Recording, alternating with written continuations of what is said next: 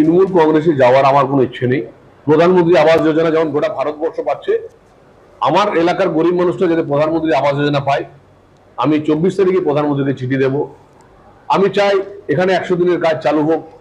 রাজ্য নেতৃত্ব নিয়ে আমার কোনো রাগও নেই, ক্ষোভ নেই, কারণ দুজনের উপরে কিন্তু রাগ করা যায় না।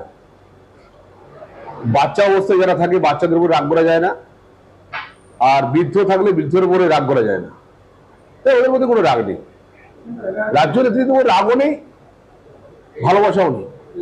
কেন্দ্রীয় নেতৃত্ব বারবার করে এত সুযোগ দেওয়া সত্ত্বেও আমরা সে অ্যাচিভ করতে পারছি না, সেটা আমাদের ব্যর্থতা, সেটা আমাদের রাজ্যের নেতৃত্বের ব্যর্থতা।